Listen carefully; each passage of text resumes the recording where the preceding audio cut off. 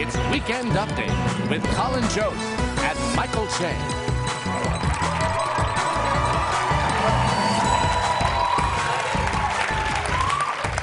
What's up, everybody? Welcome to Weekend Update. I'm Colin Jost. I'm Michael Che. Well, this Saturday morning, while his nurse was at Temple, Grandpa shuffled out of his room and got into his Twitter again. Without offering any evidence in a series of tweets, Donald Trump accused former President Obama of wiretapping Trump Tower during the election. He even tweeted, "Is it legal for a sitting president to be wiretapping a race for president prior to an election?" Dude, you're the president of the United States and you're seeking legal advice on Twitter? That's like your doctor tweeting out, "Hey, does this look infected?" But this is a very serious allegation for a sitting president to make about his predecessor. And you know that it's very serious because his next tweet was, "Arnold Schwarzenegger isn't voluntarily leaving The Apprentice. He was fired by his bad ratings." This guy's train of thought is just baffling. He's like that crazy dude on the subway yelling, "They're tapping my phone. Schwarzenegger sucks. I can lick my own elbow." Donald, just forget about The Apprentice. You're the president now. You're the executive producer of the free world. It's a much more important show, and your ratings are dead last. I do have to give Trump some credit, though. Earlier this week, he was able to speak like a human president for over an hour. In fact, 78% of Americans had a positive reaction to Trump's speech, but that's just because the bar was set at read words good. It's not an encouraging sign that we're holding the President of the United States to the same standard as any bar mitzvah boy. President Trump's speech was met with silence from the Democratic Party and with cheers from the Sausage Party. Female Democrats wore all white outfits to show their support for the women's suffrage movement. Either that or they were about to go to a party at Diddy's house. President Trump appeared optimistic, saying everything that is broken in our country can be fixed, which is hard to believe coming from a guy who spent the better part of his life as a slumlord. Whenever a bad landlord says they'll fix something, you know they're just going to send some Russian dude to do it. A large part of Donald Trump's speech on Tuesday involved immigration reform, with Trump arguing that we should switch to a merit-based system. And it's true. Unskilled immigrants coming to the U.S. cost taxpayers money. But the second generation of immigrants adds huge value to our economy. And by the third generation, they're president. A merit-based system is contrary to the whole idea of America. My Irish ancestors certainly didn't come here because they were the best and the brightest. They came here because God took their potatoes away.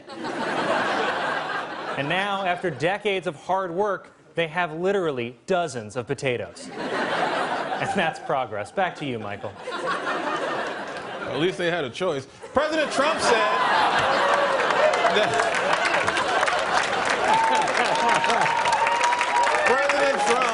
President Trump said that his budget will help enlarge what he calls a depleted military. Depleted military? In relation to what? The Death Star?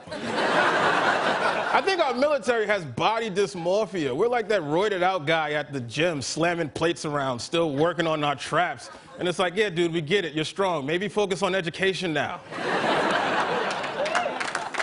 Former Kentucky Governor Steve Beshear then gave the Democratic response to President Trump's speech from what appeared to be a public school cafeteria where the lights were running on a backup generator. This didn't exactly inspire confidence if you're a Democrat. It looks like he was trying to sell my grandparents' Colonial Penn life insurance.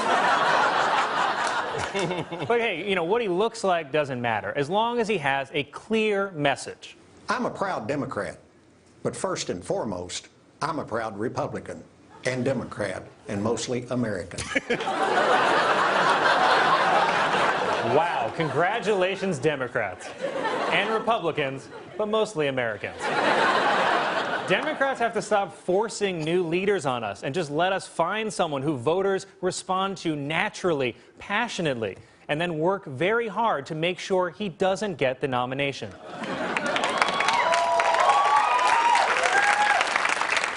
Kellyanne Conway was widely criticized this week after being photographed kneeling on a couch in the Oval Office. And sure, it does kind of look like she's searching for a Flow Rider playlist to make her black friends dance. But I'm not gonna make fun of her. I actually feel bad for Kellyanne Conway because her job sucks. You know when an airline loses your luggage and you can't talk to the CEO, so you just end up screaming at some frazzled lady that's now got to spend her lunch break crying into a lean cuisine? Well, that lady is Kellyanne Conway. That's her day. We've all had rough jobs, but could you imagine being customer service for Donald Trump? I mean, look at her. Does she look like she's in control? She looks like she should be on an infomercial yelling, but there's got to be a better way. This week, it was also revealed that Attorney General Jeff Sessions met with the ambassador to Russia during the campaign, even though he denied such a meeting at his confirmation hearing. Now, saying no to a question when the answer is yes might seem like a pretty black and white issue. But remember, black and white issues are what Jeff Sessions is worst at. The only silver lining is that now when you Google Jeff Sessions Russia comes up before Jeff Sessions racist. So that's an improvement. According to reports, while Mike Pence was governor of Indiana, he used a personal AOL email account to discuss sensitive matters, including Homeland Security.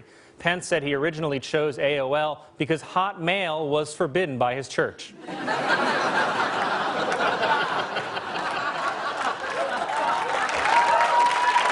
Took you a little while, but that's